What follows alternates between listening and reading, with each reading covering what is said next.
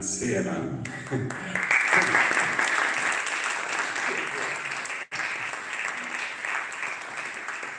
Good evening, dear Senator, Laura Akademie. Dear everybody, good evening, ladies and gentlemen. Welcome to the auditorium of the Goethe Institut in Rome, to the Gala of Arbeit in Europa, Working on Europe, and the celebration of the European Archive of the Voices. My name is Joachim Bernau. I have been working for the Goethe Institut for some 30 years, and since 2 years I'm heading the Goethe Institut in Italy. 20 years ago I was living in the US when the Twin Towers came down, and I imagine everybody of you remember this day. And since then we feel a pain in our heart when we pronounce the day, the name of the today, 9/11.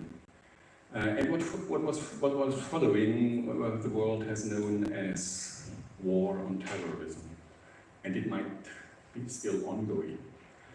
My generation, however, has known Europe as a peace zone, as a zone without war, without borders, and with the freedom to choose residency wherever we want. The people who built this kind of Europe, and we have just seen the images of some of them here beautifully depicted, they had experienced 2 world wars, and they succeeded to change the political life of Europe for the better. Everybody in this room is working for Europe, and we don't mean the fortress of Europe, but Europe as a peaceful zone for friends, extending its arms to its neighbors, being it close or far away, and curious for their voices, for the voices of all generations. I'd like to assure you that this is also the aim of the Goethe Institute, and therefore we are allies. So I'm happy we may host this meeting of Arbeit in Europa here at the Goethe Institute in Rome. Please feel at home. Thank you very much, and I ask my colleagues from London to join me or to take the microphone. Thank you very much.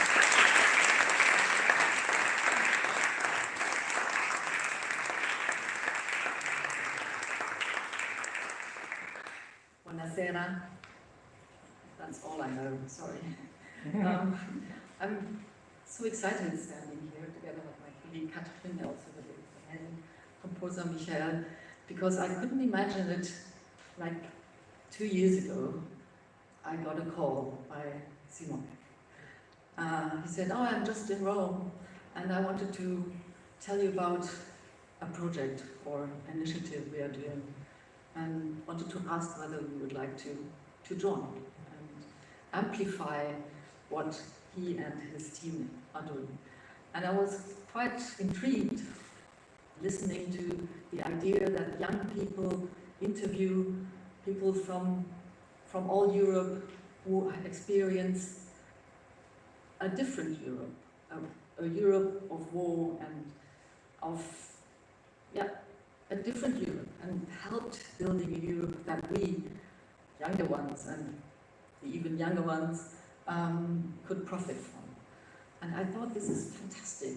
And we met at the book fair in Frankfurt together with our boss, our general secretary from the Goethe Institut, and we said, how can we do this? How can we bring these voices to Europe or beyond?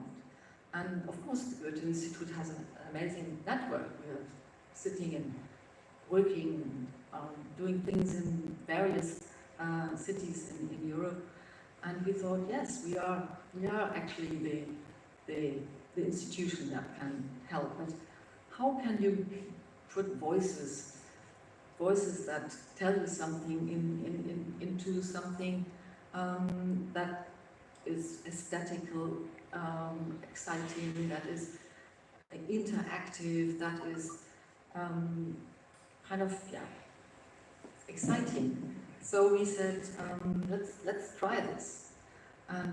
Especially now, as sitting in London, Brexit showed us how vulnerable the concept of Europe is, and showing us how that we cannot rely on all these things we are used to freedom of expression, to democracy, to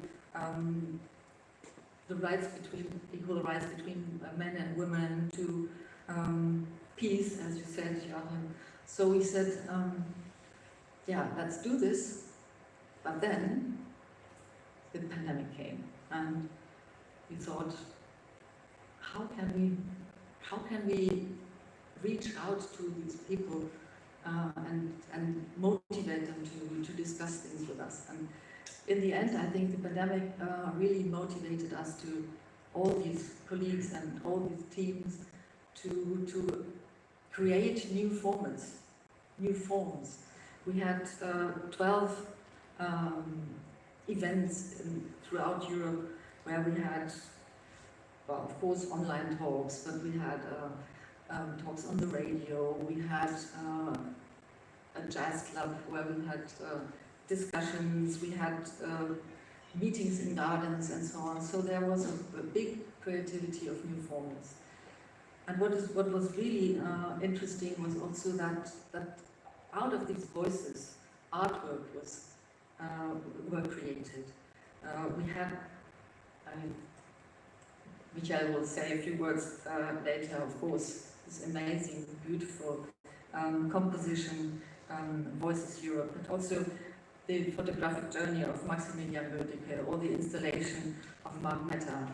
Wonderful, wonderful results of this beautiful network and beautiful project.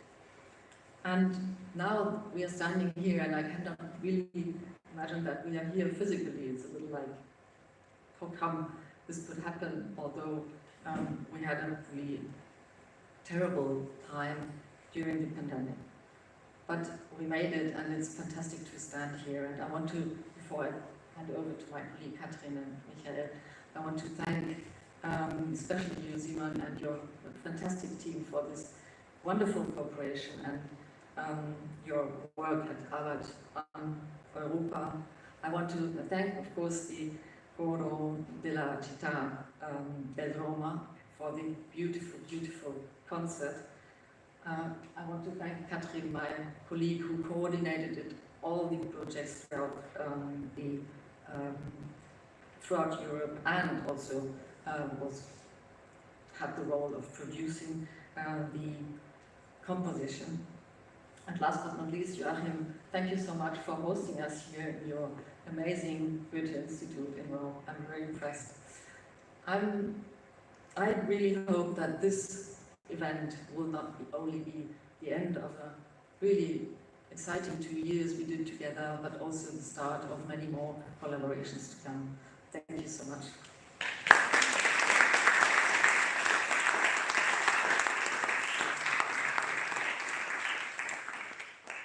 Good evening, everyone.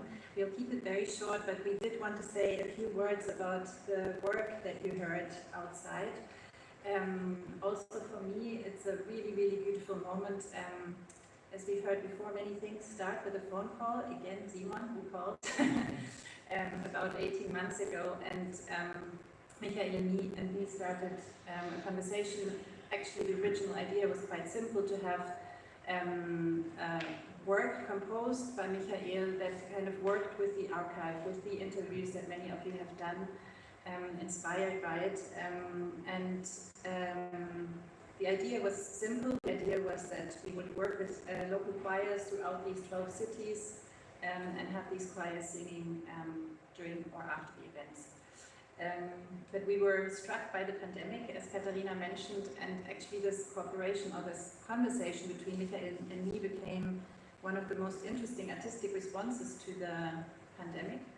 Michael will share a bit why artistically for us as the Goethe Institut it was also trying to create artwork during the pandemic that is meaningful to the artists, that allows them to work, but where we don't compromise artistically, so we don't just produce something that looks great, but that actually really stands for an artwork of this time.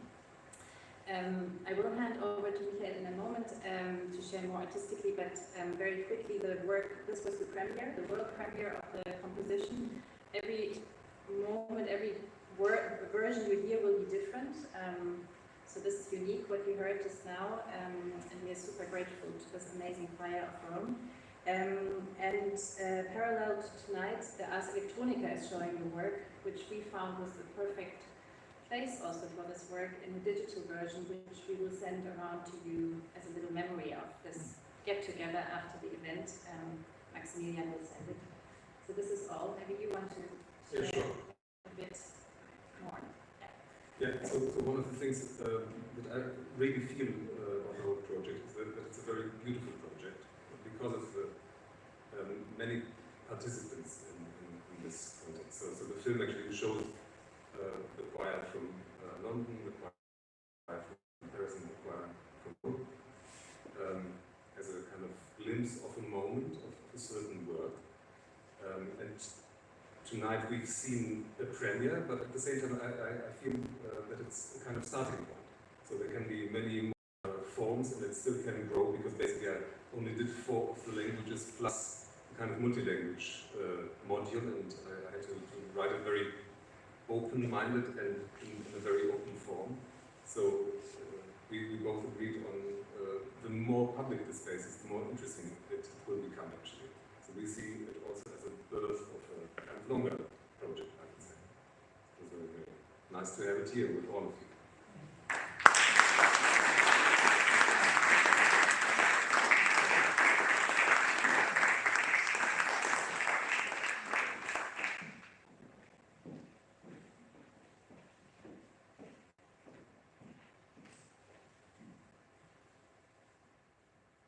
Buonasera anche da parte mia. Good evening, dear Dr. von Botchaft, dear Dr. Bernauer, dear Dr. Strauss, dear Mrs. Garavini, dear ladies and gentlemen. What is Europe? This is a question that has puzzled Europeans since a long time, and to which there is still no conclusive answer. In the past, however, the answer was somewhat more specific when it came to the question of what Europe one day should be, namely a united continent where peace and prosperity reign. This vision of Europe is representative above all by a generation that was and is marked by the wars on the continent during the 20th century. Many of its representatives are no longer with us, but there are still a few witnesses who can tell us of the beginnings of Europe as an ideal after the Second World War. In order to be able to reserve these voices for future generations, Dr. Simon Strauss and the Association Arbeit an Europa approached various foundation representatives with an initial project outline around 3 years ago. At a time when the European idea is increasingly being called into question, it was the Alfred Krupp von Bohlen and Halbach Foundation, the Stifterverband, and the Gerda Henkel Foundation, and I have the honor of speaking on behalf of all 3 here today, who saw the importance of supporting the European Archive of Voices project. In interviews with important journalists, politicians, artists, intellectuals, scientists, diplomats, religious figures, Europe is seen not from the perspective of day-to-day politics, but from that of culture. In the beginning, certainly none of us was yet aware of the value and the dimensions that such a diverse archive would bring. The life stories of the contemporary witnesses are an enlightening, inspiring, often moving, and simultaneously charming look at Europe and tell us of the experiences that form part of our shared European memory. Europe is therefore not only explicitly, but above all implicitly, the central theme of each of the conversations. These personal stories offer a small-scale experience of Europe and convey different perspectives of the continent. They show us the importance Europe had in the individual life stories and what we can learn from this for Europe's future. The reservoir of historical experience, Tübingen scholar Jürgen Wertheimer has called, for now appears to have become a reality in the form of the European Archive of Voices, which above all will enable future generations to take a digital journey through time in Europe. As Vigdis Finnbogadottir, the first woman in the world to be elected head of state in a national election, recalls in her interview how in 1949 it was very rare for girls to study abroad. Almost 60 years later, I myself was able to benefit from the European idea and the preparatory work done by our European predecessors when I arrived in Rome in 2008 on an Erasmus scholarship. And now I have come full circle with today's celebration of the completion of the European Archive of Voices in Europe's cultural capital. I would like to thank our project partners, most importantly Simon Strauss, and the members of Arbeit an Europa, but also all the interviewers and interviewees, once again on behalf of the Foundation representatives, for the magnificent cooperation over the last 3 years. May I strongly congratulate you on your tremendous efforts, and I hope that the archive will support the vision and further development of a peaceful and united Europe over the coming years. Thank you once again.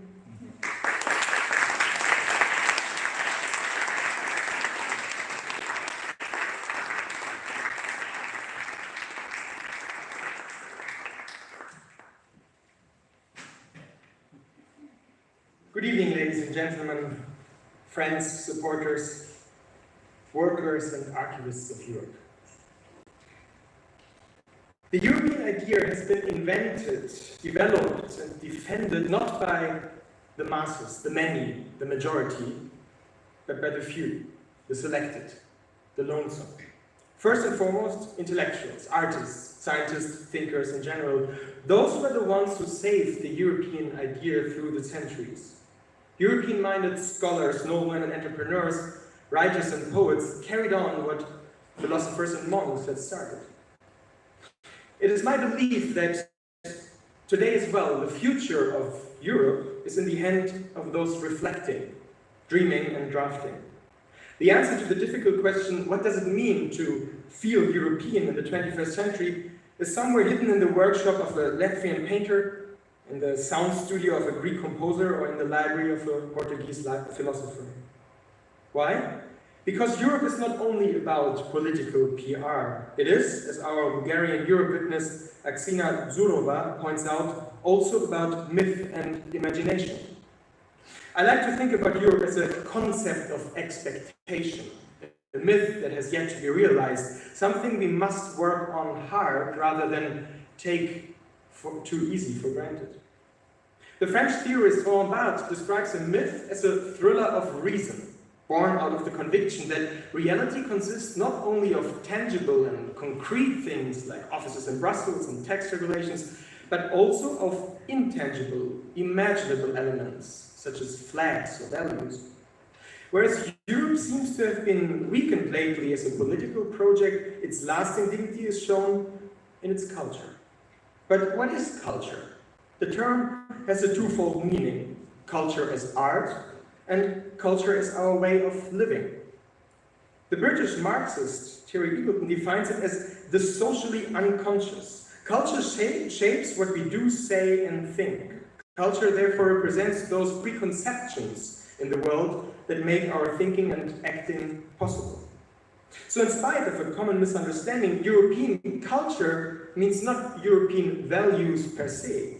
Values such as equality and freedom are universal, not specific, but a certain way of dealing with these values, the meaning we give freedom or dignity. This is European culture. Of course, the shock that For example, the German culture was not strong enough to prevent the utmost barbarianism. Not only Napoleon, but also Hitler proclaimed the pan-European ideal as a constant reminder of the misuse of that concept, as well as a lasting warning that every act of colonization by European people in the 90s and early 20th century was understood as an extension of the moral and cultural boundaries of European civilization. The Europe of the Inquisitors is hiding behind the shiny facade of Enlightenment. Theology and destruction sometimes are just a breath away from each other. However, to talk and dream about the culture of Europe does not mean to idealize. It means, on the contrary, to take ambivalence and dialectics into account. For example, mean to acknowledge history as a formative force in terms of architecture, jurisprudence, literature, science, and morals. The city we are in tonight, is still influencing our European values and debates, not only through the tradition of republican politics, but also through the formative power of Christianity. The concept of human rights, for example, is not only an idea, a strong idea of the Enlightenment, but was first also born in the heads and hearts of early Christians. As Academy Award winner Tilda Swinton said a couple of weeks ago when she was visiting Rome to celebrate Pasolini's 100th birthday, she said, Rome is never finished. In a way, we could say that it never really has begun. However, to talk about European culture means not only to talk about time, it also means to talk about responsibility, about a distinct model of citizenship which binds political commitment and social status close to each other. For Edmund Burke, the state was famously considered to be a partnership between all those who live, who are dead, and who are still to be born. I like to think about Europe in these terms, that it is a building network over the generations, a project which only exists because it is not finished yet, not complete, which constantly needs new thinking, like a house or a library you inherit. What do you do with all the books? You won't feel that you possess them, that they really belong to you until you read in them. It's the same with Europe. You won't feel European until you argue with and work on the European idea. It's not about defending European values, it is about striving for and wrestling with them. Burke, by the way, valued cultural symbols higher than anything else. Quote, nothing connects nations as closely as when there is agreement in morals, manners, and habits. There's a power in them that is stronger than that of contracts. They are commitments sealed with the heart. Culture is also what binds us together politically. The way we ask questions, the way we think about life and death, especially in times of pandemic, the way we care for freedom and the dignity of the human being, all this is a consequence of culture. In this sense, Europe is an imagined cultural community rather than a defined legal status. And maybe that is why Europe, as an ideal, has survived the catastrophes of 2 world wars and has proven to be a promoter of moral progress and common understanding. When the Austrian writer Stefan Zweig, in his famous speech given at the Akademie di Roma in 1932, talked about the need to morally detoxify Europe, he did not call for a political initiative, but for cultural understanding that transcends politics, for, quote, organizations that don't seem overly unyouthful or professorial. Zweig's words somehow found an echo in our Arbeit an Europa, an association which tries to enhance the reflection about the culture of Europe. The people involved have very different political opinions, but they share the assumption that the problems we face as a continent today can be worked on if we also acknowledge the cultural dimension of Europe. We are an organization that encompasses various projects all existing under the same roof, but our central enterprise, our central undertaking over the last years has been the European Archive of Voices, which we celebrate tonight. Here we have collected the memories of some of those who witnessed the history of European unification. The archive explores the historical roots of the European Confederation, the cultural memory, to use the phrase of our curator Alaida Assmann, which consists of different spheres of shared experiences. Our mission was to secure memory, the memory of a European generation which was born before 1945.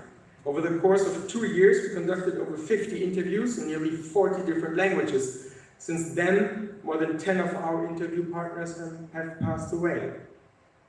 Luckily, we were able to secure one of their most valuable resources, their memories. And so tonight we can proudly present to you a reservoir of historical experiences, a space for reflection in which cross-border historical experiences, victories and defeats, follies and achievements are summarized.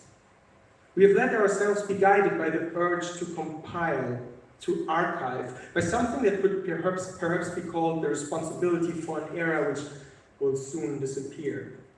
And since we are at this institute, I quote Goethe, who wrote to his friend Zelter at the end of his life, "Let us hold as much as possible the attitude in which we came up. We will, with perhaps a few more, be the last of an era that will not return anytime soon." There were a lot of hurdles and disappointments we faced and overcame. First, of course, financing such a project is a challenge. We knocked on so many doors and asked a lot of institutions for help, beginning obviously with the European Union, but however they told us the project was too intellectual and not enough outcome is envisaged. Fair enough. Also, the official politicians were not very interested. I remember how I sat together with a German minister and told him about the idea of the archive. He looked at me smiling and said, "The voices of the past are of no use for the present." French President Emmanuel Macron, on the other hand, wrote us a letter of support. So in the end, our archive was supported financially by private foundations, like the Krupp von Bohlen and Halbach Stiftung, the Gerda Henkel Foundation, the German Stifterverband, George Soros Open Society, which is financing this weekend, and the great help of the Goethe Institut, which is also our generous host this evening. However, no money could have been of any help without the energy and strong will of most of the people in this room. And at home watching, since we have a live stream.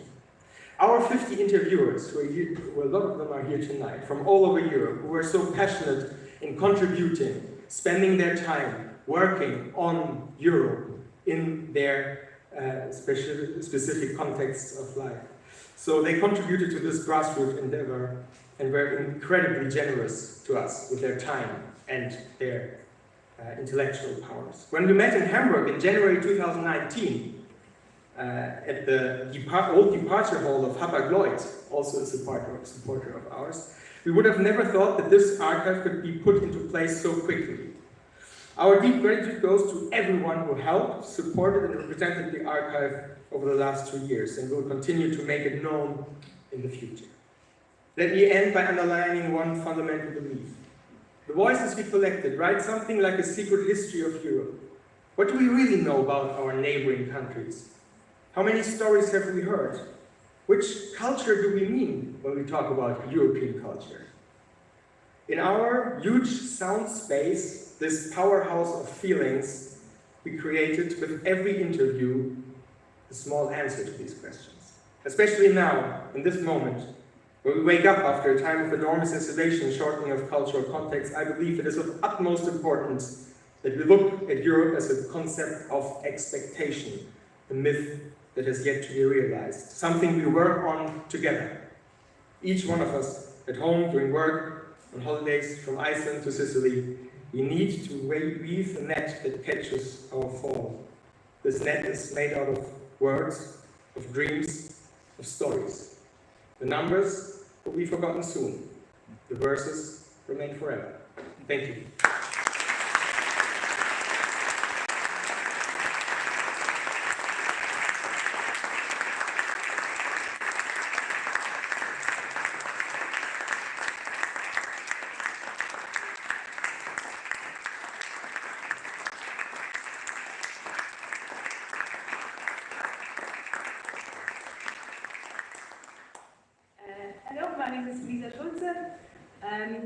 I led the editing of the 51 interviews. Didn't do this on my own, there are lots of people in this room who helped doing this, but I think I might be the only person who's actually read all 51 interviews, and I hope that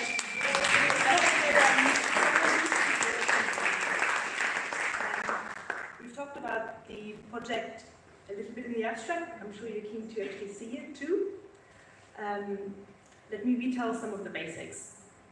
The idea, telling the story of Europe through the collective memories and personal life stories of the men and women who rebuilt Europe after the Second World War. All of our interviewers were born before 1945.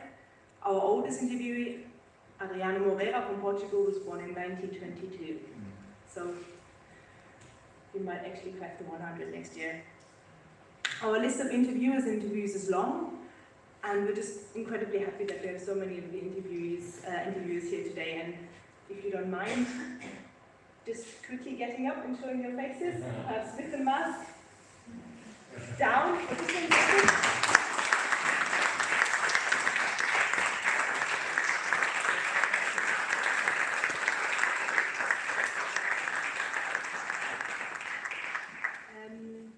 As Simon said, we launched the project in Hamburg about more than 2 years ago, and that's where we got together with a couple of interviewers already. We brainstormed questions, and we brainstormed also what would be the themes through which to explore Europe. And all interviews, a common thread are 10 universal themes: education, work, perceptions of freedom, cultural and political awareness, Europe in 50 years.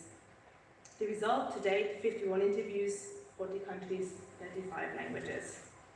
I think what you really want to see is a glimpse at the actual interview. So technology permitting, we might actually switch to the website. Fabulous. I've picked 2 interviews to give you just a taster. For Kosovo, Nova Sefer interviewed the Albanian literary scholar Recep Chosa. It's right there. Let's have a little listen to just enjoy the voice. I don't know. Kam pershmosit. Nanaim, ons kam pas burs. Deri në vitin e 5 ma kanë nxjerr gruaja e Delgordës, Vaide Hoxha kam pas profesoresh. Ma kanë nxjerr bursën në Mitrovic. Komund Mitrovic, më dhe kam shkruar në Shqipër. Kurs. We always wanted the archive to be a trigger of debate on some of the big questions on Europe and its future. And Chosa's perspective as a Kosovo Albanian on a multi-ethnic and multi-religious Europe is particularly interesting, I found. And if you would allow me just to read out one quote. Albanians are people with 3 religions: Catholic, Orthodox and Muslim. And Albanians are people with unusual religious tolerance. In the Balkans, Western and Eastern cultures have met, intertwined, influenced each other, and fallen in love. Cultures and civilizations do not fight each other. Civilizations and cultures meet, learn from each other. They are enriched, and they grow when they meet. The second interview, which Bibliotheca from the Gerda Henkel Stiftung already mentioned, is the interview from Iceland with Vigdís Finnbogadóttir, the first democratically elected female head of state. She, as head of state, a lot of her work was representational, and in the interview she talks a lot about how her focus always was on culture and also maintaining Iceland's cultural ties with Europe. Let's have a little listen. Og fremst fyrir menninguna. Ja. Til að teyga í okkur þessa menningarströma sem voru svo ríkjandi í Frakklandi og eftirstríðsárunum. Og heitur Yes, and because Birte mentioned Erasmus, she actually talks about how about Iceland's decision to join the EFTA agreement at the time, and she says, "If we had rejected this agreement back then, we would have gradually drifted slowly and steadily towards American universities. I was determined that Icelanders get Erasmus grants and the like to attend European universities to maintain these European ties. We are Europeans with a cordial friendship with the United States, but I didn't want to make us dependent on the United States or for Europe to be close to us. That was my thinking then, and it is my thinking now." Fabulous. There are 50 interviews on the website at the moment. We have held back publishing one interview, and that is the interview from Cyprus. Lukiakos Liritsis interviewed the Cypriot poet Kyriakos Charalampidis. and yes, that's the one. And technology permitting, we actually have Lukiakos on a Zoom call right now. And before we officially launch the archive, we'll hopefully get a chance to ask him some questions about his interviews. He is in Nicosia right now, so this is exciting. I keep talking. It's a fantastic interview, by the way. It's very poetic. And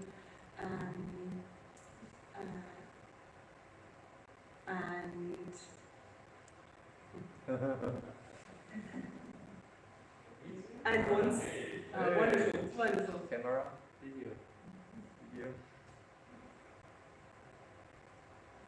Hello.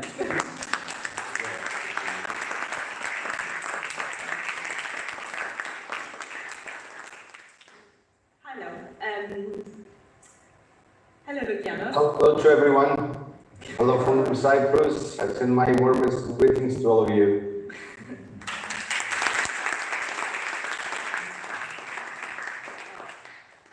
Luciano, let me ask you a few questions.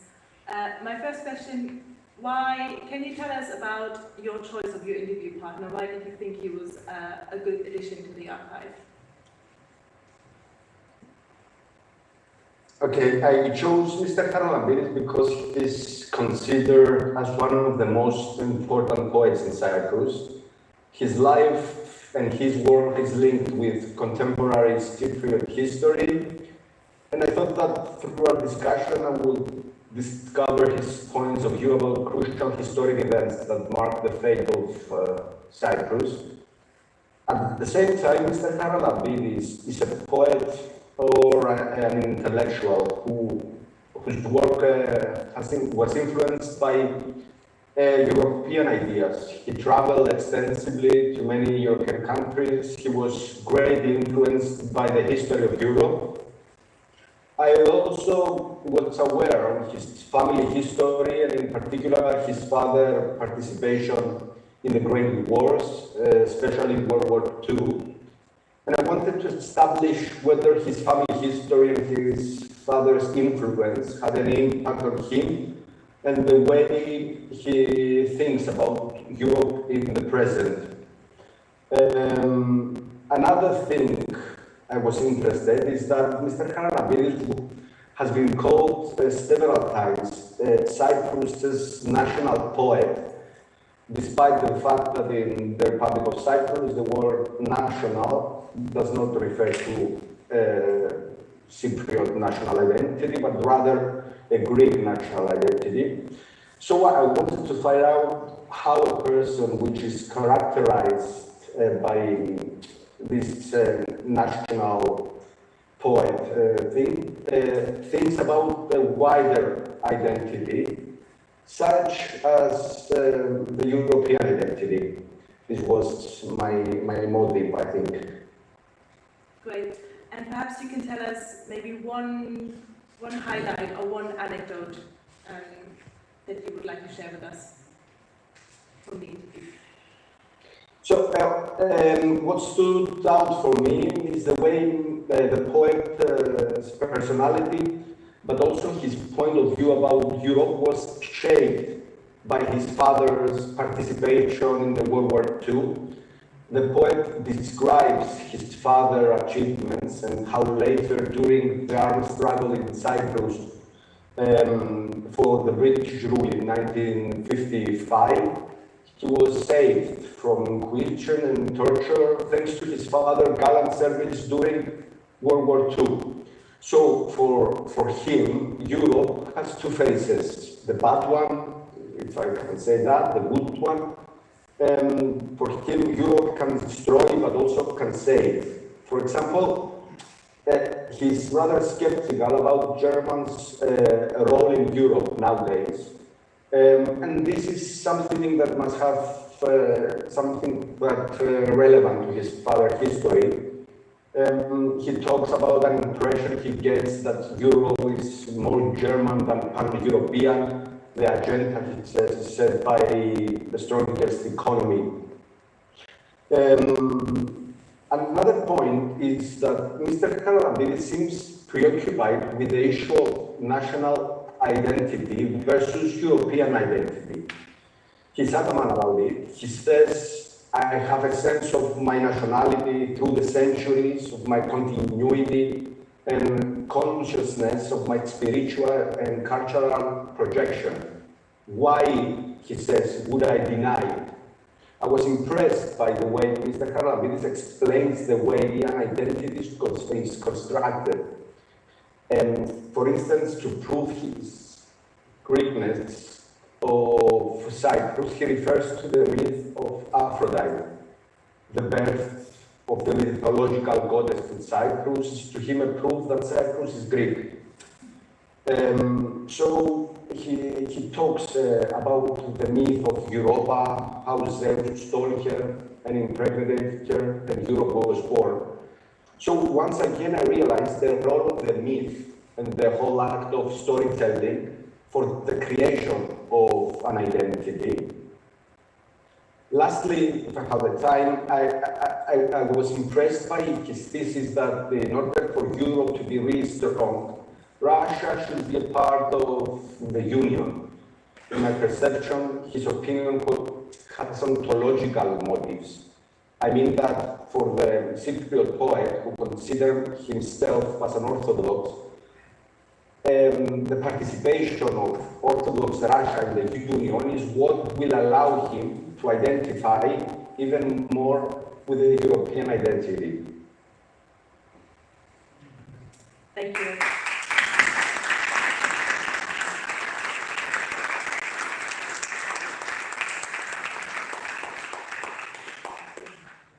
Yes, I think I'll leave that uncommented. And without further ado, I will declare the archive officially launched, and we will press the, well, we had the upload of the interview timed perfectly for about 10 minutes ago, so.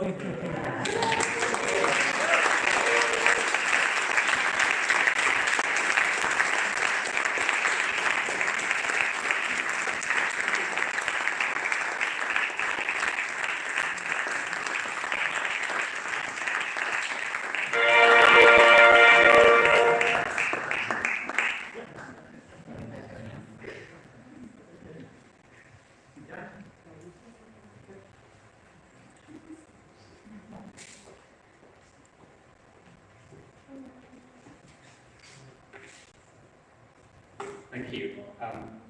My name is Jan Stamans. I'm a founding member of the group Arbeit in Europa and have been on the association's board since its inception. I'm also the treasurer, sometimes referred to internally as the finance minister, but I doubt that that's actually a compliment. Simon has mentioned the incredible contributions that have been made to the archive, both financially, but socially in terms of time. When we were working in the evenings on Sundays to complete the archive, that was kind of one of the most crucial resources at the end. And there are many in this room who contributed greatly to this archive. There are two people, however, that we really want to highlight and mention and give our thanks to, who have contributed to this most exceptionally. That's Lisa Schulze, who you've seen on stage, and Max, who's hopefully in the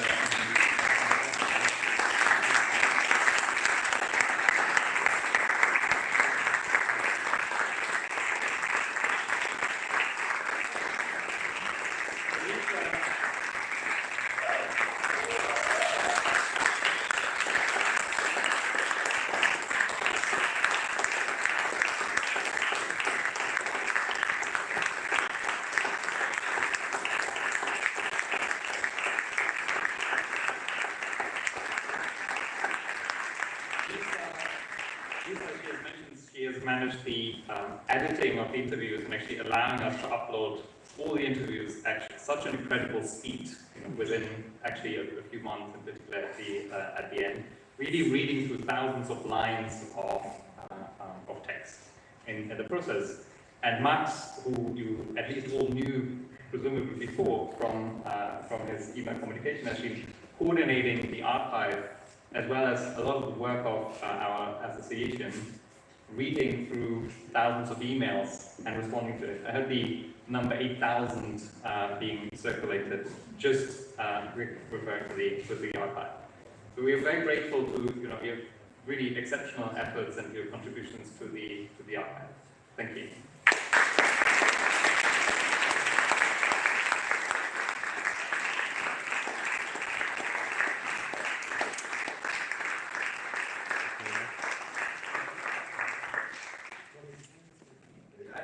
I just wanted to say that this is now our new official Arbeit an Europa bag. We have this for Max here, and inside there's a coffee machine for you. Because you like coffee and you like bags.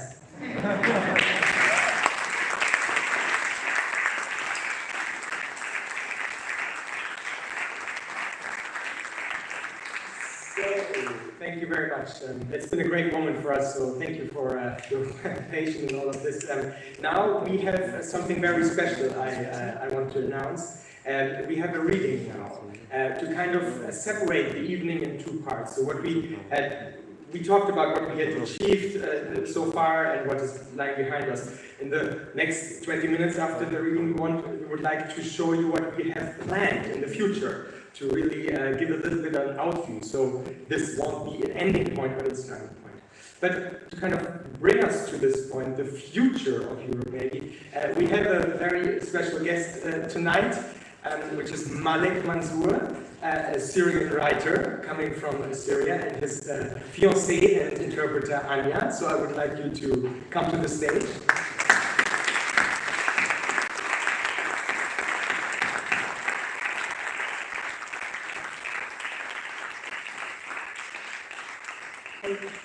Malek, in some sense, is representing the new Europe now. And he will read his text, which is written only for us, in a language which we haven't included in our archive yet. So, have a good reading.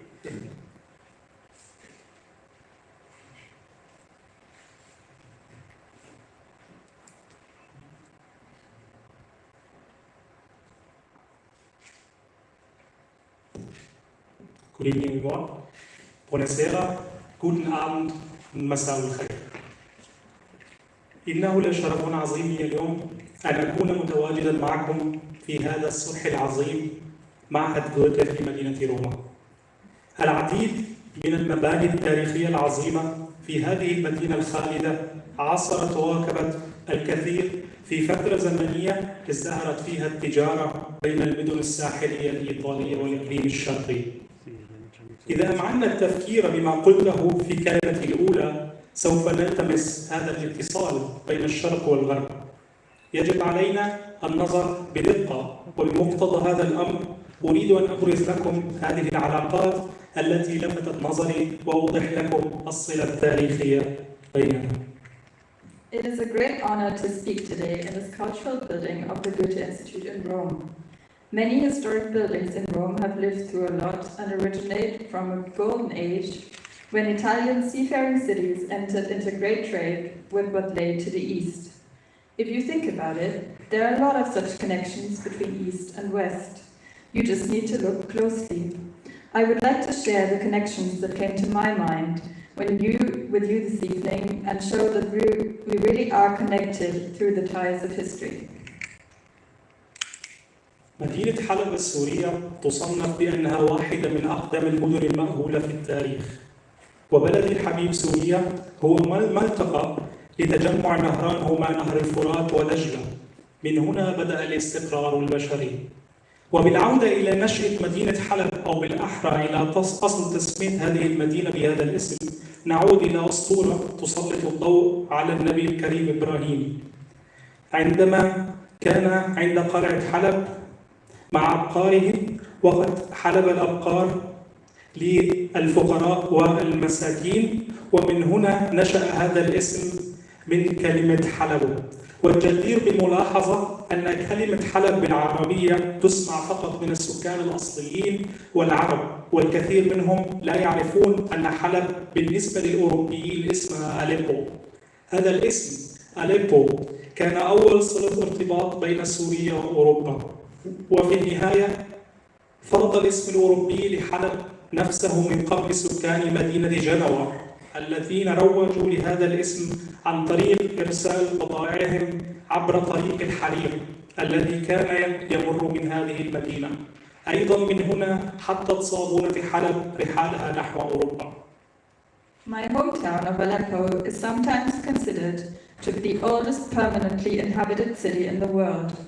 As a part of Mesopotamia, the land between the rivers Euphrates and Tigris, it is here where human settlement began. According to legend, Abraham grazed his cows there and shared the milk with the poor. This is how my city got its name, Halab. He has milked in Arabic. In English, Aleppo. This name already is the first connection between Syria and Europe. Even though Aleppo is called Halab in Arabic, it gained its name in Europe through the citizens of Genoa. These did not only bring the goods of the Silk Road to the European continent, but with these goods also the name of the city Aleppo.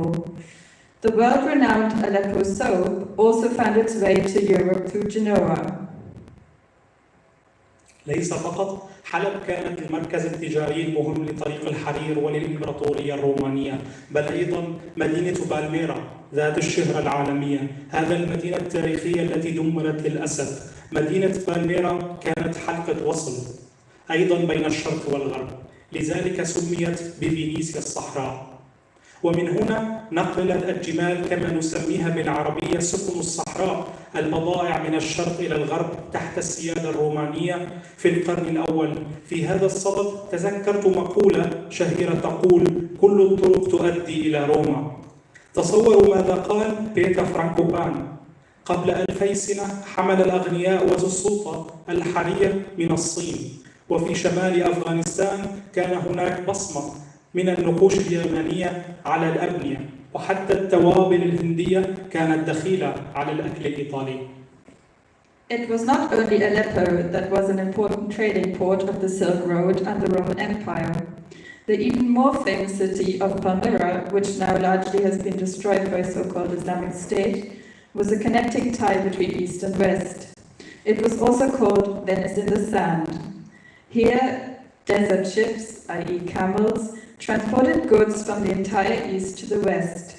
Under Roman rule since the 1st century, all roads lead to Rome.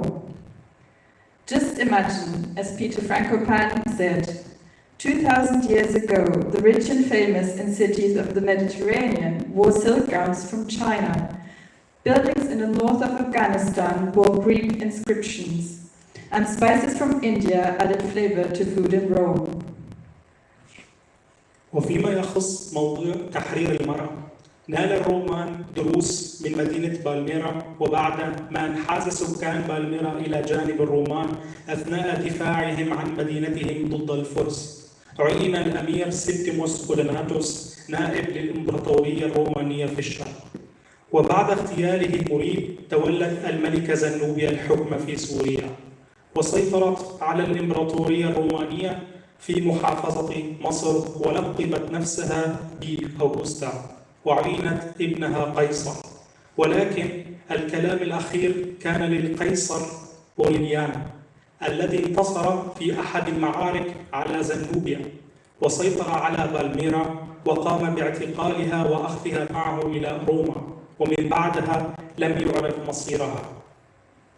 وحتى قبل فترة حكم زنوبيا كان التبادل في مختلف المجالات بين الشرق والغرب في مراحل متقدمة، ومثال على ذلك أول قيصر روماني ذو جذور سورية القيصر فيليب العربي. The Romans even got a lecture in terms of female emancipation from Palmyra. After the Palmyrenes had fought on the side of Rome against the Persians, the Palmyrene ruler Septimus Odenatus became the representative of Rome in the east. When Odenatus was killed, his wife Zenobia took over the rule of Syria and even occupied the rich Roman province of Egypt. She assumed the title Augusta and let her son be proclaimed emperor. But Emperor Aurelian won a victory over Palmyra and Zenobia became a Roman prisoner. Her fate is unknown. However, even before Zenobia, the East-Western exchange and integration had progressed greatly. The first Roman emperor with Syrian roots was Philip the Arab, already in 244 AD. قبل 700 سنة كانت سوريا تحت الحكم الروماني، وفي كل سنة يرتل المسيحيون في أغاني أعياد الميلاد. القيصر أغسطس قام بإصدار قوانين بإحصاء أعداد السكان التي تعيش أثناء حكمه، وهذه كانت أول إحصائية عندما كان كورينيوس محافظا لسوريا. عندها ذهب كل شخص من أجل إكمال هذا الإحصاء. نحن جميعا جزء من حضارة البحر المتوسط التي تعود إلى قبل التاريخ، ويجمعنا الكثير مما يفرقنا، وللأسف اندلعت الحرب في سوريا وهدمت هذا التواصل بين البلدين. قديما كانت حلب القديمة موقع تجاري هام للقوافل التجارية التي حملت البضائع من الغرب إلى الشرق والعكس صحيح. واليوم لم يبقى إلا آثار الدمار من هذه المدينة التي تصنف على أنها ميراث الثقافة العالمية. الكاتبة أغاثا كريستي كتبت في روايتها الشهيرة جريمة في الشرق أثناء إقامتها في فندق بارون في حلب، الذي أيضا دمر وأصبح الآن مكان لمأوى للاجئين. For almost 700 years, Syria was part of the Roman Empire. Every year, Christians listened to the Christmas story. In those days, a decree went out from Caesar Augustus that all the world should be registered. This was the first registration when Quirinius was governor of Syria, and all went to be registered, each to his own town, quoted from the Bible. We are all part of a Mediterranean culture that reaches far back into history. A lot more connects us to other European states than divides us. Sadly, war came to Syria and destroyed many of these historic signs of the connection between us. Aleppo used to be a trading post for caravans traveling east to west and vice versa. Today the city, that is actually a UNESCO World Heritage Site, is mostly in ruins. Agatha Christie wrote her book, Murder on the Orient Express, in the famous Baron Hotel in Aleppo. In the current situation, the hotel became a home for refugees. ولكن شريط التواصل بين الشرق والغرب تم عقده مرة أخرى. الكثير من السوريين والسوريات يعيشن حاليا في أوروبا. أوروبا أعتبرها من وجهة نظري منقذ أو منجد قام بإنقاذ مستقبلي من انعدام الأفق بسبب الحرب، ومنح منظور جديد للحياة ودعمي بما يخص الحرية، تأمين الطعام، العمل، السكن والتعبير عن رأيي بدون حواجز. عندما كنت في سوريا قرأت عن قصص تجارة بين سوريا وأوروبا، ومنذ وقتها كنت أراها أحد القارات الصديقة التي اعتنت بشكل مكثف بالتجارة وتبادل الثقافات. يمكن أن أبالغ قليلا إذا قلت أنني أشعر بأنني أنتمي إلى أوروبا، ولكن أحمل مودة كبيرة في قلبي لهذا البلد الذي أعتبره نوعا ما بلدي الثاني، وفي نفس الوقت لن أنسى جذوري السورية التي أنتمي إليها. وكونكم سمحتم لي بالمجيء إلى هنا والتحدث أمامكم اليوم أعتبره أيضا ثمرة تواصل بين الشرق والغرب. آمل أن أكون قد أطلعتكم اليوم على الأشياء التي تجمعنا تاريخيا. ربما إذا تفكرتم قليلا يخطر ببالكم أمثلة أخرى. شكرا. The ties of history were woven further. Now many Syrians are in Europe. From my side, I can describe Europe as a savior that gave my future, destroyed by the war, new perspective and supported me in many areas. Security, freedom, food, work housing, and development of my own personality. When I was in Syria and learned about these connections between East and West, Europe was always a friendly continent with which we traded and also had cultural exchange.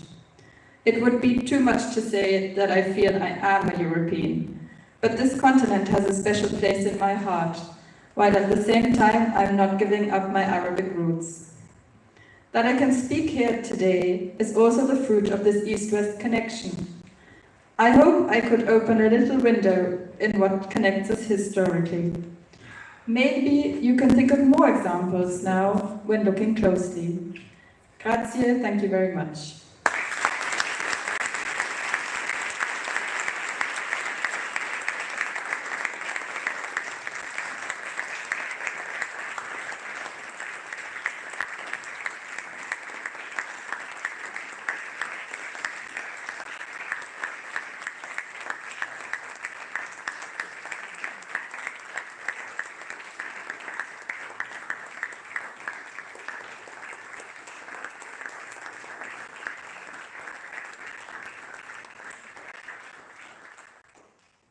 Very much, Malek and Alia, for this impressive overview and briefing and the historical background. Malek is an archaeologist by training, and I met him once in Tübingen. I remember this very fondly. And he has also written a book, I should mention, about his coming to Europe, which is very impressive.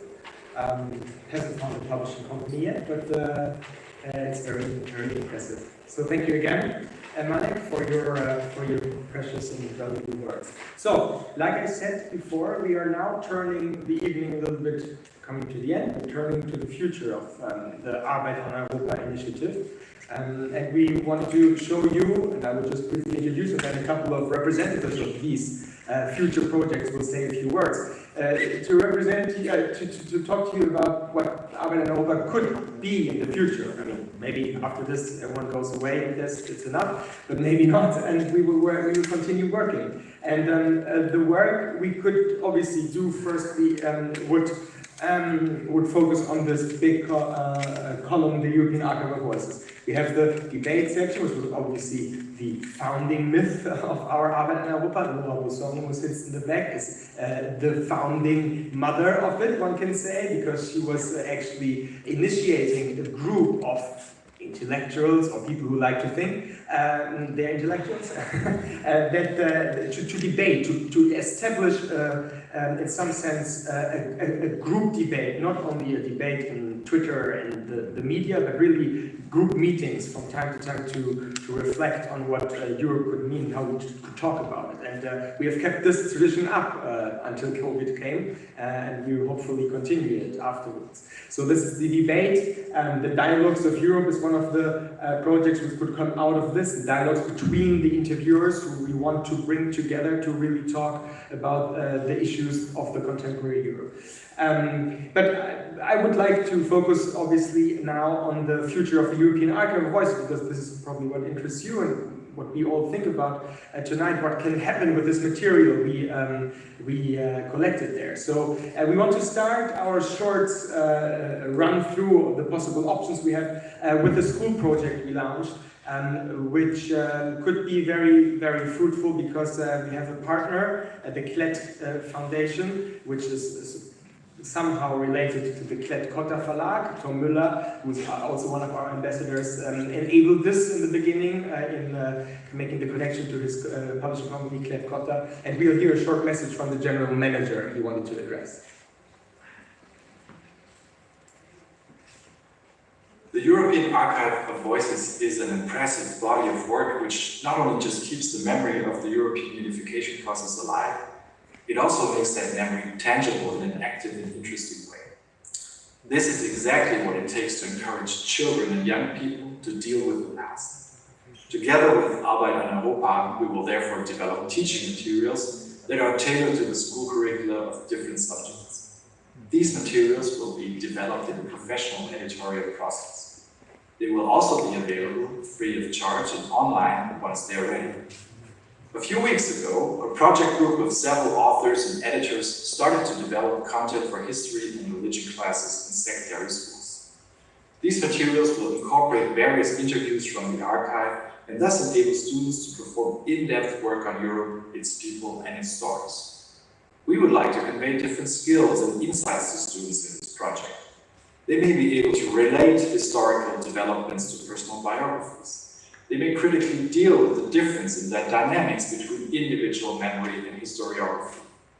By reading eyewitness reports, they should be able to ask questions about the past and the present, in which they experience themselves as acting individuals and citizens.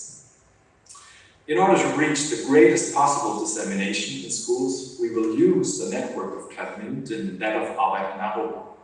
And there are already ideas and perspectives on how we can expand the resource pool and continue to use it in the context of teacher trainings in other formats.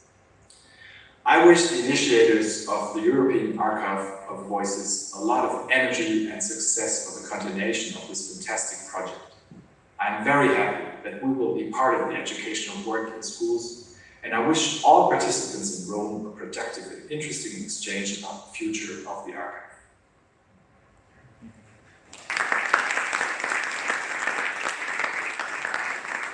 So the school is obviously one of the spheres we want to make our material available, but university is another sphere, and Sarah Bühler, who sits in the back, will somehow deal with this big question: how can we use university as a debating room, not only in Germany but also in other countries, maybe, to initiate and enhance seminars with history students, for example, to show the meaning of oral history with this material. And then we have artistic transformations of the material. We heard already a beautifully made artistic transformation already from Michael, but we also have big plans for the future in connection with opera. And I would like to ask the conductor Elias to come and tell us a little bit about his thoughts, our thoughts.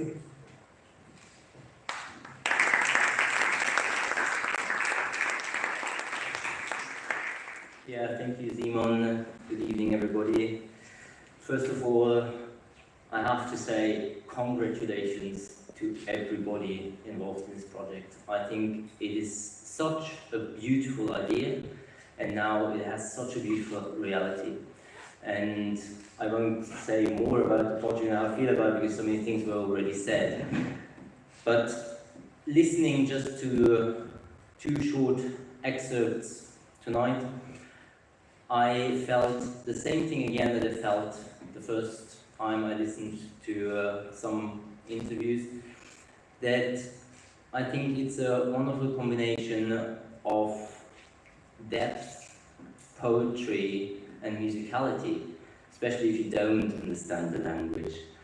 And that was also what got Simon and me talking when we spoke about the archive. And so we came to the idea, because those elements, depth, life experience, personal experience, musicality and poetry, are maybe also main ingredients for musical theatre, for operas, for a connection between music and the archive.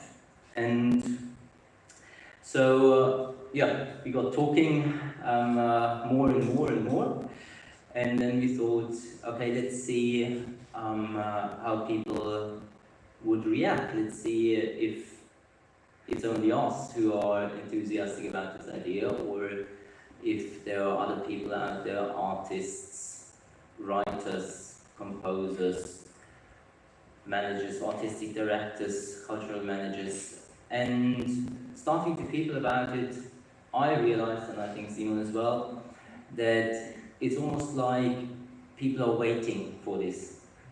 Because in our business or in our scene, I think as much as in the literature scene, the idea of Europe is held very highly, but no one really knows how to express it, because no one really knows what the actual idea of Europe is. It's hard to describe, and I think there, again, lies the beauty of this archive, because it expresses the idea of Europe without defining it in or without making it narrow, without narrowing it down.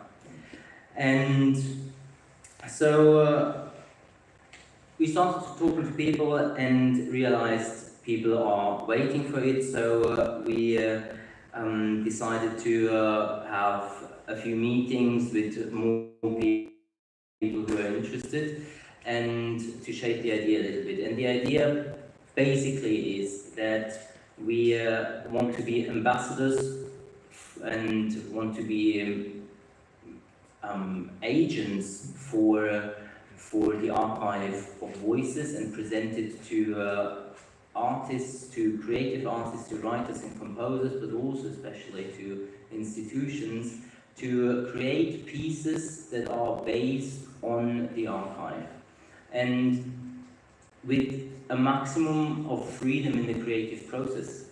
So that in some way, all over Europe, we have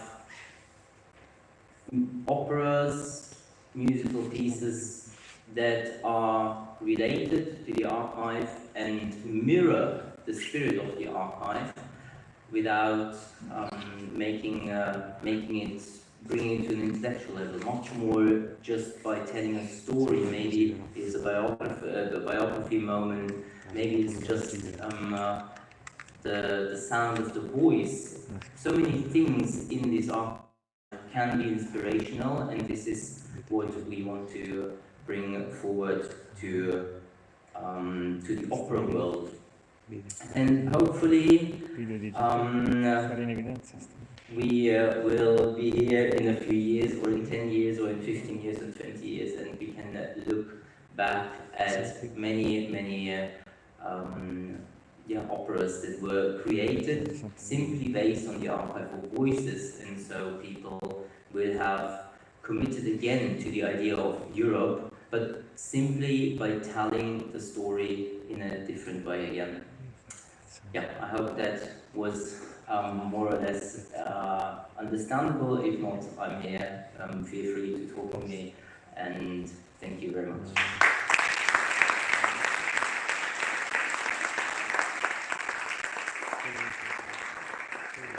Thank you, Elias. If you've ever had the chance to see him conducting, it's an incredible pleasure also, and we will hope that we will see shows conducted by him and written by a lot of people, maybe even in this room. So start reflecting, how can I be part of this? The next little enterprise there is another transformation of the archive, and this transformation is an architectural transformation. So I would ask Jan Köppler, who is an architect. Some of you have already met him in the workshop today, to say a few words about this project, which is obviously far, far away, but we wanted to talk about some dreams tonight as well.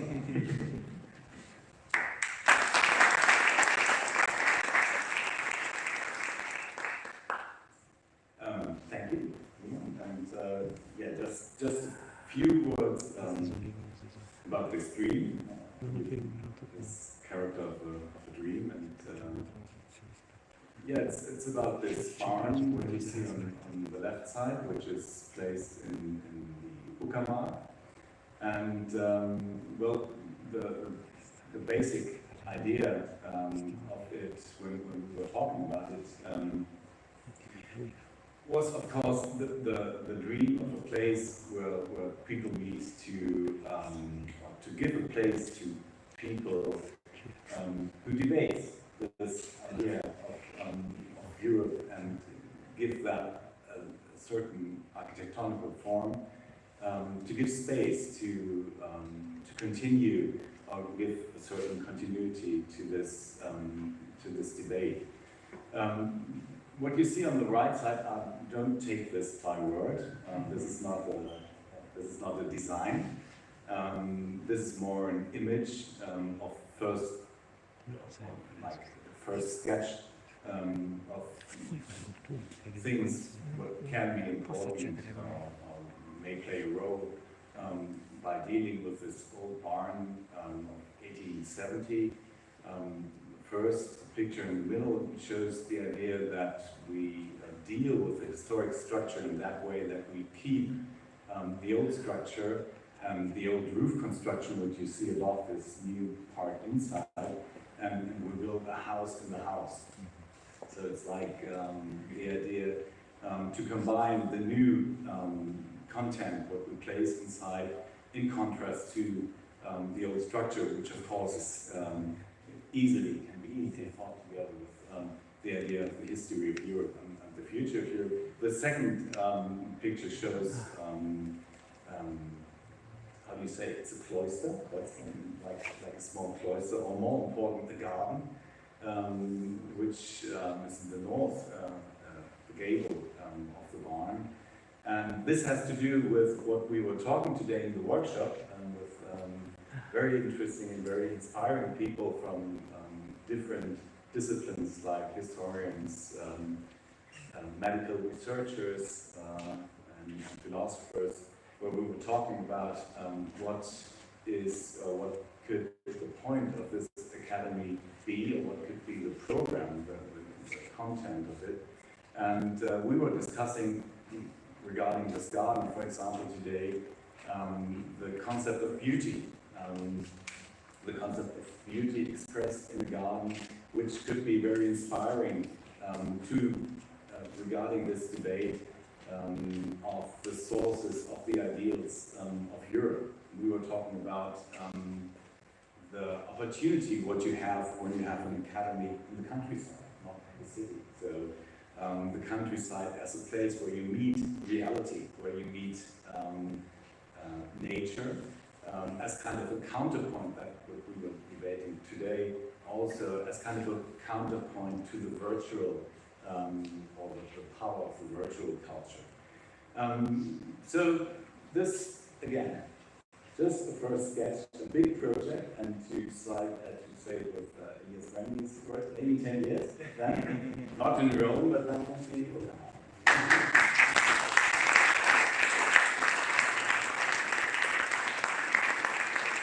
Thank you very much. So, give you the glimpse of the real big future, long future. Now we come back to the closer future, and we will have once again, I would say, to clap for our photographer Maximilian, who will go and come here now and will talk us a little bit, tell us a little bit about his photographers again.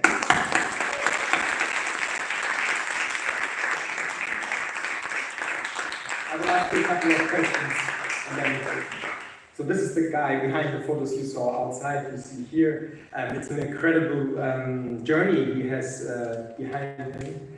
Tell us, how did you get these pictures? So it was just, I don't know, I was like starting my journey on the 2nd of August, and it was always like so welcoming meeting all these inspiring persons, and it would never have happened if there were not the help of also the interview partners who gave me the context to them. And I met them at their home places. I wanted to have the project as close to the persons as possible, so I thought it would be good to photograph them at their houses, or maybe at places that they enjoy, or where they often go, which they find inspiring and all that. So this is how I made those photos, and it was almost often visiting your grandparents, and because we were eating cake together, drinking coffee, and talk about everything that they experienced in this Europe. And it was a pleasure to meet all these persons, and I'm really thankful for having able to do that. Yeah, I mean, we are very thankful to you. I mean, you did these 6 weeks traveling in spite of Corona. He traveled to all the countries, nearly all the countries we did the interviews in.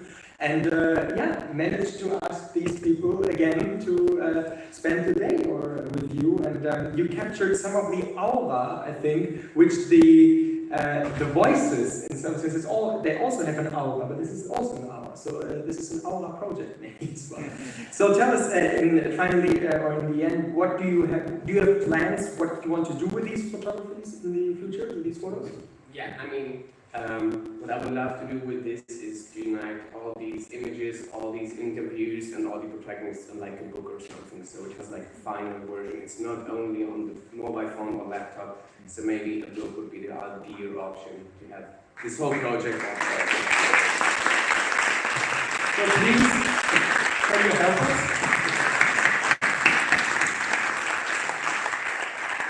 Thank you very much. Thank you very much. Yeah, I mean, I joke, but still, I want to say that we are very, very grateful for all the support financially in the past, but we hope for support in the future, obviously. And so we wanted to show you a couple of our small projects, so you can think of if you want to still keep supporting us. So we will finish off this evening with two very nice and welcoming words from Italians. We are in Italy. We wanted not to have this as an, just globalized evening without actually acknowledging that we are in the country where we are in Italy. So we invited Senatrice Akademie, who will have the final words in the end. We're very much looking forward to it. But before, I think, which is a last minute thing, so I'm very excited myself, we got also some words from Brussels finally.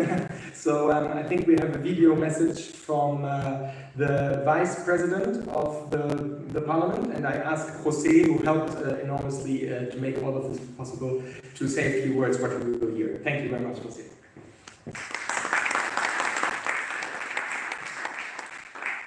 Thank you. Good evening. Buonasera. As Simon just said, and thanks to the collaboration of Eurocomunicazione for our live streaming. So hello to everybody out there in the space, okay, the online space.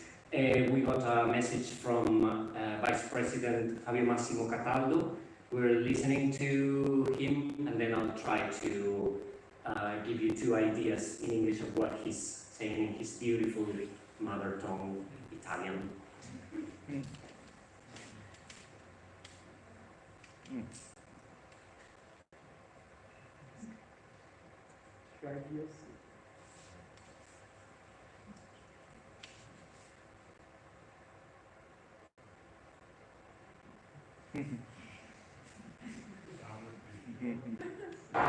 Buonasera a tutti, è davvero un immenso onore, un grande piacere per me potermi rivolgere a un pubblico meraviglioso come quello di oggi. Vorrei esprimere ancora una volta il mio apprezzamento per il grandissimo ed eccezionale lavoro di Arbeit an Europa e di tutti coloro che hanno contribuito a realizzare il progetto European Archive of Voices. Un ringraziamento straordinario e particolare va anche all'Istituto Goethe di Roma, che oggi ospita questo evento, un evento che poi è un bellissimo traguardo perché rappresenta il lancio ufficiale dell'archivio e la sua presentazione al pubblico italiano. La crisi dell'integrazione europea ha portato nell'ultimo decennio a discutere ampiamente di identità europea come concetto di fondamentale importanza per l'integrazione e pezzo mancante all'unificazione europea. In questi mesi, parallelamente alla prima fase della conferenza sul futuro dell'Europa, un evento storico per discutere e ascoltare, cambiare l'Europa del domani, ci siamo resi conto che l'unità europea non può essere più prescritta o semplicemente immaginata teoricamente, ma deve essere pienamente vissuta e vive solo attraverso una piena partecipazione cittadina. Rispondere al deficit di identità dell'Europa implica innanzitutto una strategia che deve mirare a fornire ai suoi cittadini punti di riferimento nel tempo e nello spazio. Significa attuare l'insegnamento di una vera storia europea e anche di un'educazione civica europea che deve entrare in tutte le scuole. In questo contesto, progetti come l'European Archive of Voices potrebbe essere un primo passo per discutere e realizzare questa nuova idea da un lato pratico e coinvolgente rispetto alla cittadinanza. L'archivio di Arbeit an Europa è un vero e proprio tesoro di storie da ogni angolo dell'Unione e nelle conversazioni tra giovani cittadini e testimoni del passato abbiamo contribuito a plasmare il discorso europeo, i nostri valori attraverso il loro lavoro intellettuale. L'archivio può e ci consentirà di preservare la memoria europea e tramite questo di rendere tangibile il valore dell'Unione in ogni giorno della nostra esistenza. Ecco perché questa importante funzione può essere un punto tra le generazioni e, ricalcando il messaggio della Presidente von der Leyen all'apertura della conferenza, voglio ribadire che abbiamo bisogno di una nuova forma di solidarietà e giustizia sociale che sia proprio tra le generazioni, con un messaggio che sottolinea quanto sia importante il passato dell'Europa e quanto serva l'ispirazione morale e politica per affrontare le sfide del mondo di oggi, compresa la lotta per un mondo più giusto, creando finalmente società e comunità aperte e tolleranti. Io personalmente e il Parlamento europeo siamo vicini a tutti voi e di questo vi ringraziamo per il lavoro importantissimo che svolgete. Ci tengo quindi ancora una volta a esternarvi tutta la mia gratitudine e un ringraziamento ancora speciale a Eurocomunicazione, che è sempre attivissima nel portare avanti iniziative di conoscenza sulle politiche europee, sullo spirito dell'integrazione, con l'augurio che l'archivio delle voci abbia la visibilità e l'impatto che merita di avere. Grazie e davvero buon lavoro e buona continuazione, non vedo l'ora di venirmi a incontrare anche fisicamente per celebrare insieme tanti nuovi traguardi nello spirito e nel segno di quello che Altiero Spinelli ha prefigurato ormai 80 anni fa. Un grande abbraccio.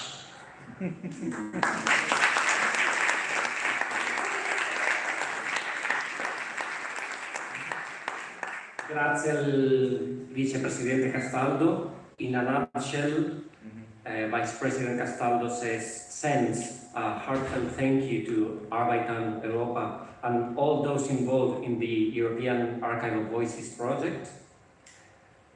A thank you to the Goethe Institute for hosting today's event, of course, marking the official launch of the archive. The future of Europe cannot be just imagined, but also lived, and lived on the basis of the participation and integration of all of its current and future members. This archive is a proper jewel that could be used for educational purposes to the present and future generations. It will enable to preserve the memory of Europe and its values thanks to all of these intellectual voices. He hopes the past history of Europe will inspire our present and future politically and morally. Thank you.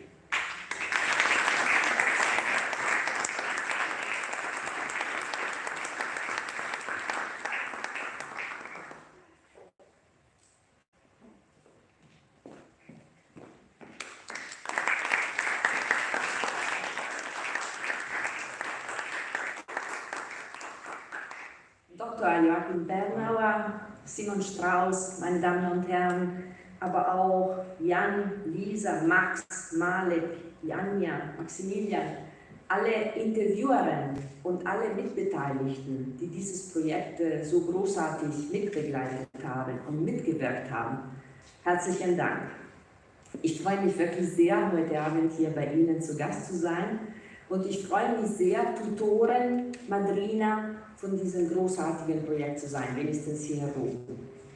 Ma continuerò il mio intervento in italiano e sono molto grata a Ivana che si è resa disponibile poi a tradurre parte del mio intervento, almeno in sintesi, in inglese. Come minimo giocheremo un po' con le lingue, esattamente come siete riusciti a giocare con le lingue con questo bel intervento, con questo bel progetto, anche stasera nella presentazione del lavoro.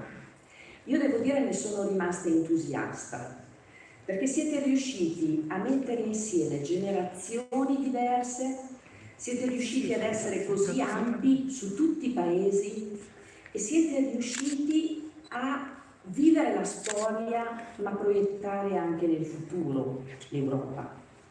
E siete riusciti a fare ciò di cui l'Europa ha più bisogno, e cioè coinvolgere la cittadinanza, fare dell'Europa la voce, esattamente quelle voci che voi siete riusciti a raccogliere, fare dell'Europa la voce dei cittadini. E allora davvero credo che sia prezioso, proprio in una fase come questa, in cui anche l'Europa ha sofferto del Covid, anche l'Europa ha subito il fatto di doversi rinchiudere in casa, il fatto del lockdown, il fatto di avere paura dell'andare in altri luoghi, in altri paesi. L'Europa che ha dovuto subire a causa del Covid di nuovo la chiusura delle frontiere. Un'Europa che però, se nelle prime settimane sembrava quasi che dovesse barcollare rispetto a questo drammatico evento del Covid, è riuscita a dimostrare un coraggio straordinario, è riuscita ad avere un colpo di reni ed è riuscita a mettere in campo tutta una serie di politiche, addirittura gli europeisti più convinti come me, per esempio, ma molti di noi, si auguravano misure che sono state adottate dal punto di vista politico a seguito del Covid da anni e grazie al coraggio che l'Europa è riuscita ad avere stiamo appunto mettendo in campo politiche che aiuteranno l'Europa non soltanto a superare la drammatica crisi provocata dal Covid, ma anche a fare un importante passo avanti. Ma nonostante ciò, l'Europa continua appunto ad avere bisogno esattamente di ciò che voi con il progetto Arbeit on Europa siete riusciti a mettere in campo, e cioè coinvolgere soprattutto le giovani generazioni, metterle insieme anche con quelle fasi dolorose, con quelle storie drammatiche che l'Europa purtroppo ha dovuto conoscere nell'immediato dopoguerra e anche a seguito delle quali la stessa Europa è stata creata.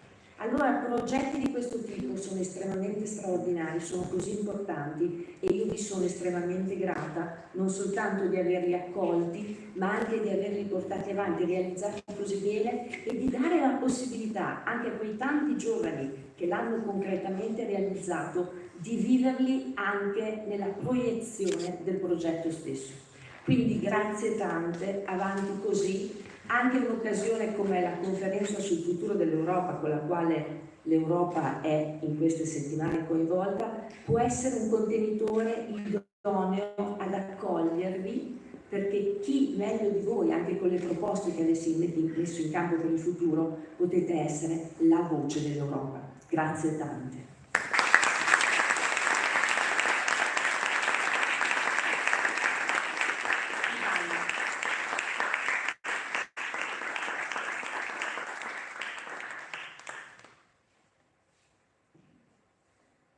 Good evening, ladies and gentlemen. I'm very pleased to be here and to be an active part of this project. So I have been playing in the introduction with words and languages, and in a way this is also a thing that this project is working with, languages. I am very thrilled about this project because it manages to connect different generations, to involve lots of different countries, and to experience or to relive the history of Europe, but at the same time projecting it into the future. This is what Europe needs right now, that is to involve its citizens. Europe must become a voice of its citizens. We have been living in these last 2 years a big crisis. COVID forced us to stay at home, we were scared of traveling, borders were replaced as well, that we had forgotten in the past. So in the first weeks of this crisis, Europe, we had almost the impression that everything was collapsing, this project was collapsing. But after the first weeks of fear, we found the courage, even more courage than we ever had in the past, to decide some politics and to take measures, very courageous measures that brought us more together. There were politics that allowed us to overcome this crisis, and not only to overcome the crisis, but also to make progress in the direction of being more united than before. But apart from this work made by politicians, Europe still needs the involvement of its citizens, and it needs to involve the new generations. Because new generations need also to know what it is now, but also to be told what has been in the past of Europe, which was where some tragic periods we lived after the Second World War. So I think this project is going exactly in this direction, and during this conference on the future of Europe, which is taking place in these days, could be a great occasion where maybe we could welcome a project like work on the Archive of Voices, and which could bring a contribution to realize what Europe should be, so the voice of all its people. Thank you very much.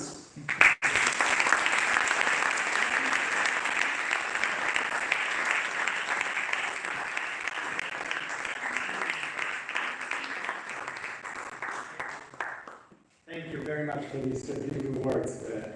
and thank you especially Ivana, who has done, I think, so many things for making this weekend possible, which we can't really count it.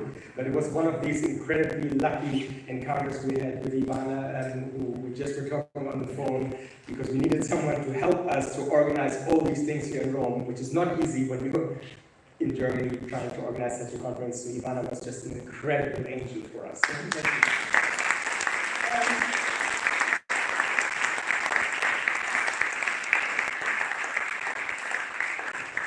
We're at the end of this evening, and I would like to say a few last words of thanks. I want to mention someone who hasn't been in front here because he speaks better French than English, so he didn't want to have an appearance, but who's also very, very important for our association, Robert Eberhard, who sits in the back, who is something like our good spirit, and we'll definitely get a chance to talk to him later on. So Robert, we will thank you for your work for the project also. Thank you very much, Robert. And the good spirit is Robert, and then we have Kevin, who is a younger worker on Europe, who has been incredibly helpful as well with covering all of this in the social media world. So he's responsible for our PR and Instagram account, and you made Maximilian's great photos visible. So Kevin, you did a lot of work also. So thank you very much, Kevin. For your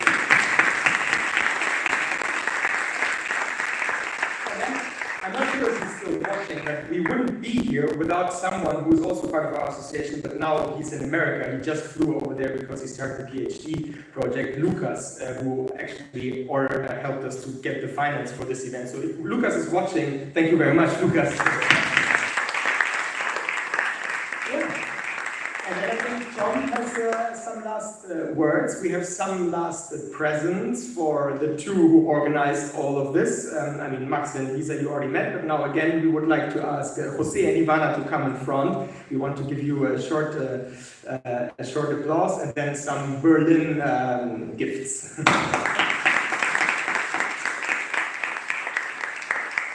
Jose is also an interviewer, I just to mention. He's done an interview in Spanish, in Barcelona, I think. With whom again? Who did you interview? Rosa Regals. He's a writer called Rosa Regals. Yeah, okay.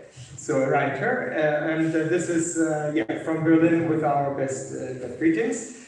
And this is for Ivana, no, you can't reach it. So, and now I would like to ask all the all the people who did the workshops today, which has also been incredibly, thank you very, very much for this, to come in the front. So all the leaders of the workshop, leaders, you say leaders, no, responsibilities of the workshops, come in the front, because we'll do a picture. Thank you very much, guys.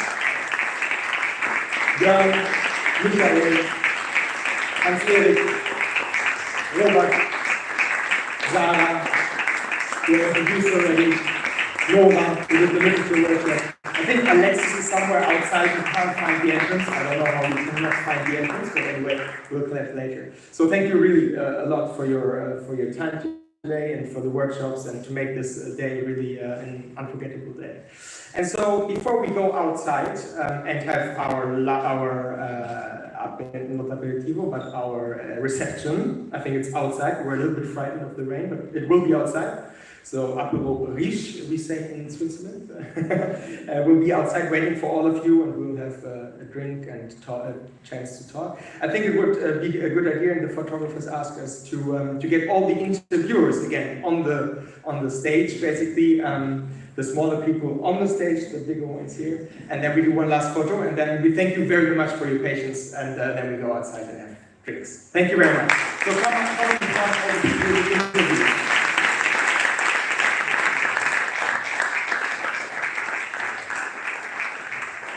So we're all sitting. Okay, Max also, now basically everyone who has done anything. Is the light okay for the photographer? A little bit more light, maybe we, yeah.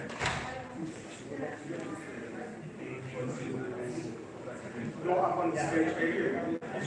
Max on the stage, up on the stage.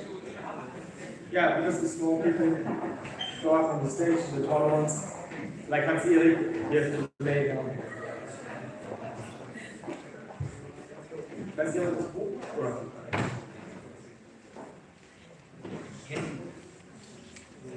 Gut, was sagst du? Ja, also dann close, ja?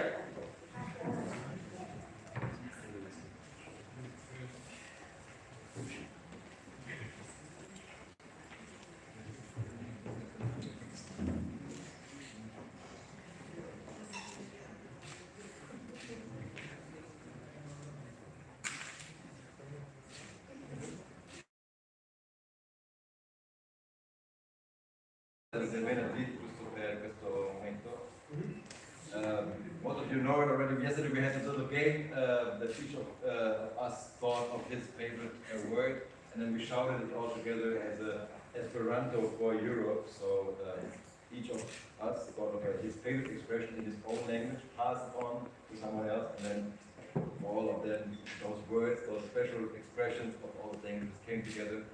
Do you all remember the names, the words from yesterday?